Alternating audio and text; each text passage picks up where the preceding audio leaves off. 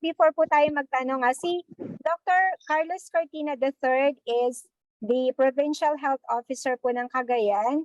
So, isa po siyang doctor. So, si Dr. Cortina po ay sasagot po dun sa mga katanungan natin para how the product works, ano po, and syempre coming from a doctor, paano po makakatulong yung product sa atin.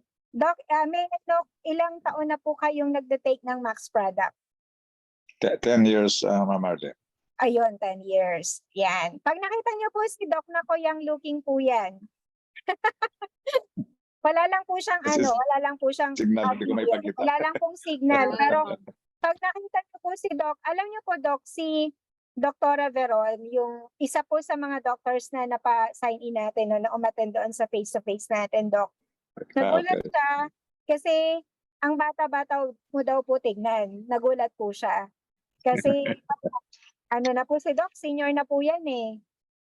No, Doc. In fact, pag ikwento ko yung nung estudyante kami, ang BPH is 60 years old. Ang prostatic cancer is 80 years old. So, I am 65 now. Doon lang ako nagkaroon ng BPH. So, ibig sabihin, nasa normal ako na rin. Kasi ang mga BPH ngayon, 30 years old. Ang prostatic cancer is 40 years old. So, makita mo yung ginawa ng product in 10 years time. Naging normal. And then eventually, ganito kasi yan, because of the stress, lack of sleep, and lack of exercise in myself, because of my position, handling 12 hospitals and 31 RHUs with more than 1,000 people below me, yung stress niyan mataas. Then, siyempre, yung tulog, kung may stress ka, hindi kompleto yung 8 hours, which is, talaga kulang ako. Most of the time, it is 5 hours and the average is 4 to 5 hours. Then, hindi ko pa nakukuha yung 10 to 12.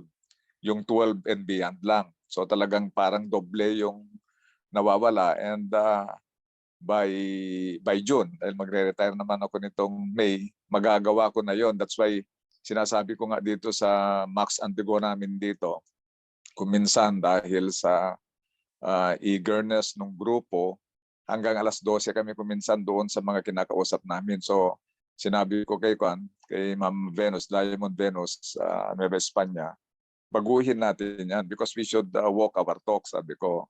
Hanggang lang tayo, hanggang 8 or 9, ganon. Kagaya ng in-example ko nga kayo Alam nyo yung grupo ng Pangasinan ako pag medyo malapit na kami sa 10 o'clock.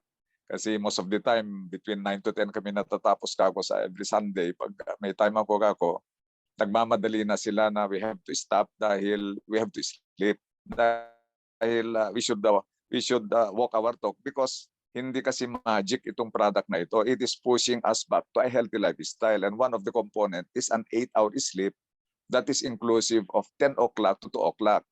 And this is the very reason why iba-iba po yung epekto ng product. Why? Kung yung lifestyle-related diseases, yung mga na-discuss kanina, from stress, smoking, drinking, sleep, exercise, the food we eat, exposure to medicine, exposure to sun, exposure to pollution, exposure to severe diseases, and the rest, pag yun ay konti, kaya ikaw yung parang nag-take ka ngayon, mamaya okay ka na.